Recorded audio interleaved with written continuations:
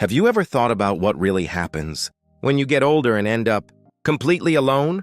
Not just spending a quiet afternoon by yourself, but actually waking up to an empty house, eating all your meals in silence, and going to bed without saying a single word all day.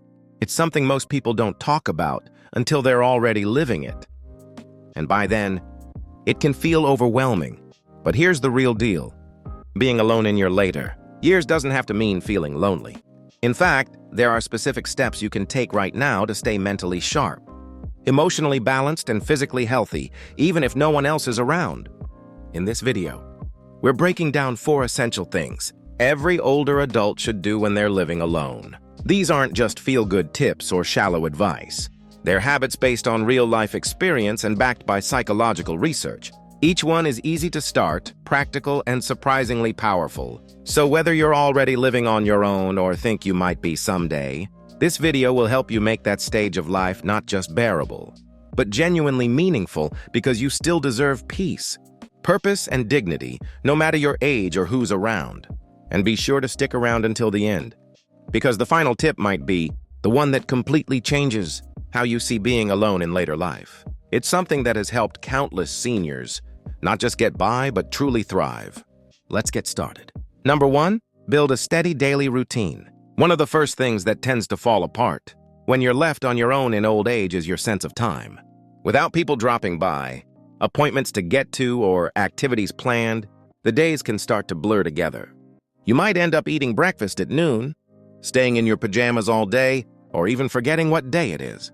At first, that might seem like no big deal, but over time, this kind of disorientation slowly chips away at your mental sharpness and emotional stability. That's why one of the most important things you can do is create a simple, steady daily routine. Not something strict or overly complicated, just a basic structure that gives your day a clear beginning, middle, and end. That could mean waking up around the same time every day, washing up and getting dressed even if no one's going to see you, making yourself a proper breakfast, setting aside time for movement, a hobby, or even just some fresh air, eating dinner at a set time, turning off the lights at a reasonable hour.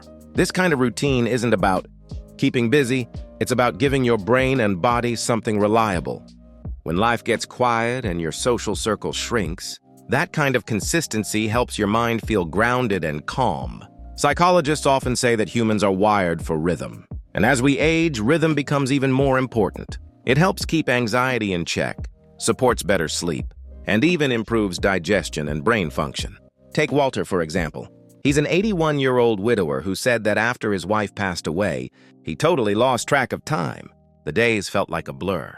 But once he started building a daily rhythm, just simple things like making his bed and opening the curtains at the same time each morning, he felt like he was getting some control back.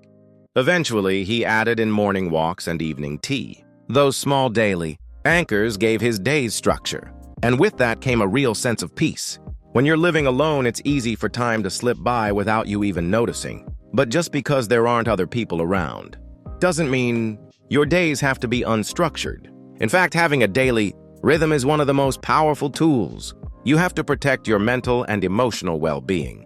It's a quiet kind of self-care, something no one else may ever see, but something you'll feel the impact of every single day. Number 2, gentle movement for a stronger body and a clearer mind. One of the hardest things about growing old alone is how still life can get.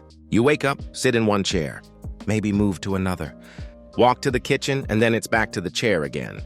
Hours go by with barely any movement. Days pass with barely any energy. And over time, your body starts to feel the effects. Your back stiffens. Your joints start to ache. Your balance becomes shaky.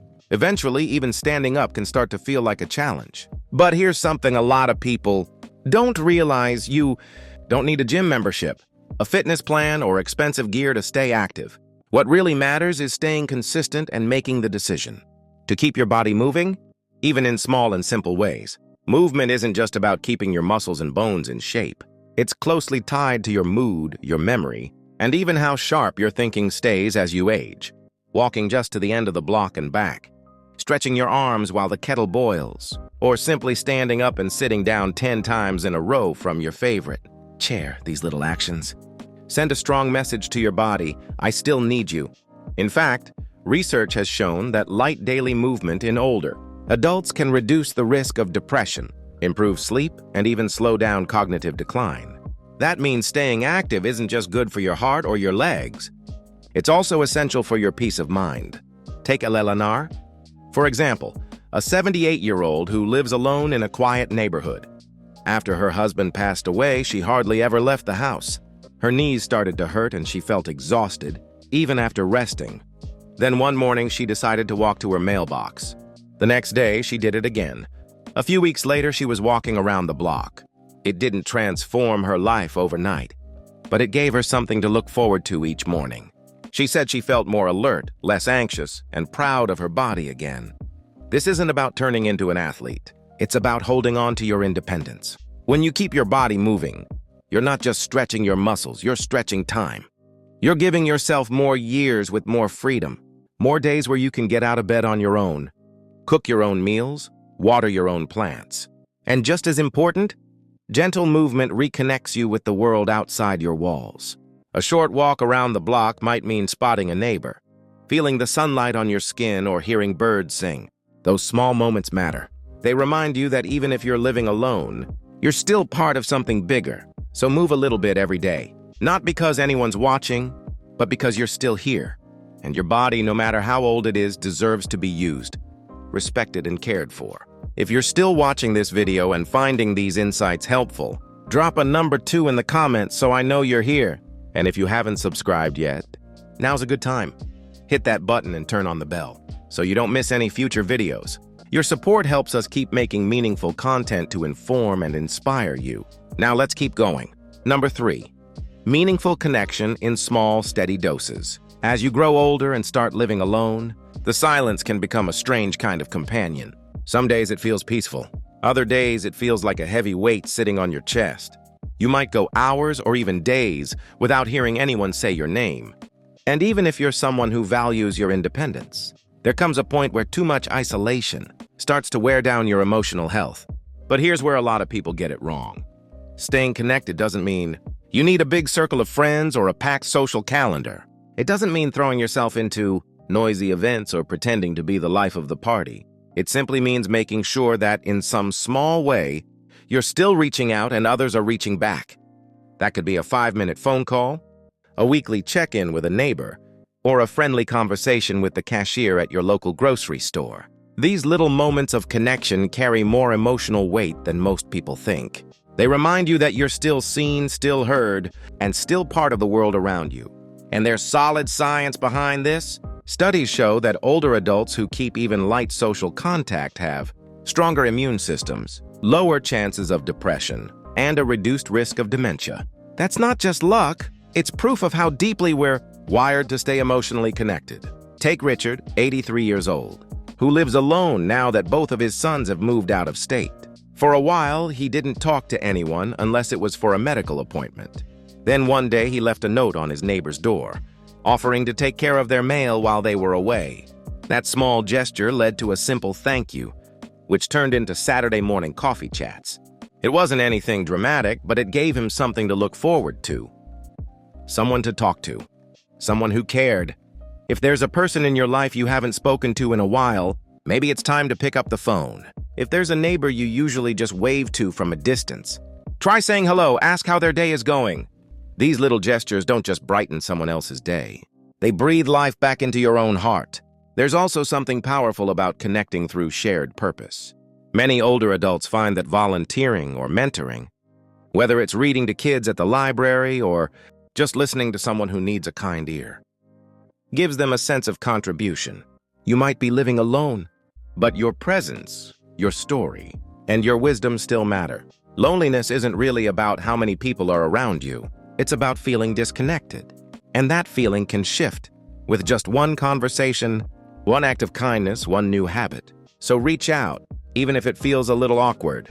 Extend the invitation, even if it's just for a cup of coffee or a walk around the block. Staying socially connected isn't about avoiding solitude. It's about making sure that solitude never turns into emptiness. Because you deserve to feel close to others, to feel needed, and to be remembered, no matter who you live with or without. Number 4, a personal purpose that gives you a reason to get up. There's a quiet danger in getting older that people don't talk about enough. It's not just loneliness or physical decline. It's the loss of purpose. When the job ends, the house gets quiet, and people stop relying on you. It can start to feel like you're no longer needed, like the meaningful part of life is already behind you. But let me tell you something important. That feeling is a lie. Purpose doesn't retire, and it doesn't disappear just because people stop asking for your time. It simply changes shape. And when you're living alone, finding that new shape becomes one of the most powerful things you can do for yourself. Purpose doesn't have to be big. It doesn't need applause. It just needs to matter to you. It could be something as simple as writing letters to your grandkids, growing tomatoes in your backyard, keeping a journal, or fixing up an old table. Maybe it's calling someone every morning just to check in, or recording your life story so your family knows where they come from. The key is that it gives you a reason to get up, to move, to think, to care. It adds structure to your days and a quiet sense of pride to your spirit.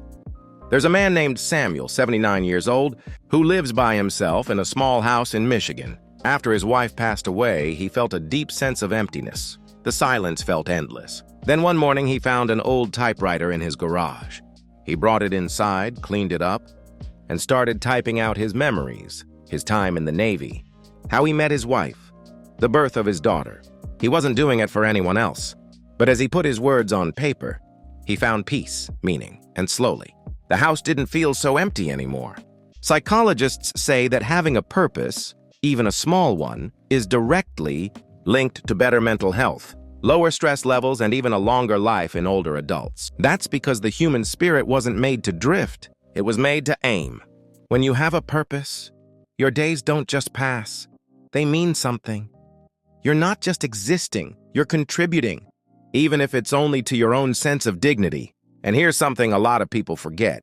Being alone gives you space. Space to explore, to try new things without anyone judging you, to finally spend time doing what you enjoy, instead of what other people expect. Maybe you've always loved music but never had the time to play.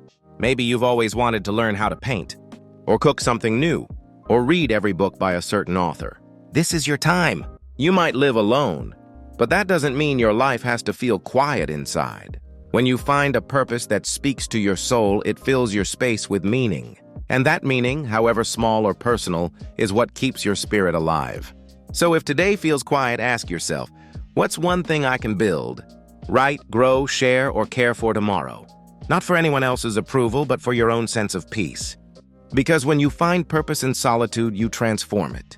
You turn it into strength. If you're still watching this video and finding these insights valuable, please comment number 4 below to let me know you're still here. And if you haven't subscribed yet, I highly recommend you hit that subscribe button and turn on the notification bell so you don't miss any of our future videos. Your support helps us keep making meaningful content that informs and inspires. Now let's keep going with some final thoughts. Living alone in your later years can be one of the hardest transitions in life. It can feel like the world has gone quiet, shrunk down, and pulled away. But it can also be a time if you build the right habits and keep the right mindset. When you rediscover parts of yourself that were buried under decades of busyness and responsibility. Maybe you saw a bit of yourself in today's video. Maybe you felt the weight of an empty house. Or maybe you've wondered if you're the only one feeling this way. You're not. And more importantly, you're not powerless. Creating a steady daily routine, staying physically active, connecting with others in simple but meaningful ways, and finding a purpose that brings meaning to your days. These aren't just feel-good suggestions. They're real tools. They're how you protect your spirit, how you take care of your health, how you make life feel full again, even when you're the only one sitting at the table. So, which of these 4 resonated with you the most? Which one are you already doing? And which one are you going to start tomorrow? Thank you so much for spending time with us today. We'd really love to hear from you. Drop a comment below and share one thing you learned today and how you plan to put it into action in your life. Your thoughts mean a lot to us, so don't hold back. Reading your comments gives us motivation and encouragement to keep going. If you liked this video and found it helpful, please like, subscribe, and share it with someone who might benefit. Your support truly helps us continue creating content that makes a difference. Thanks for watching, and we can't wait to see you in the next video.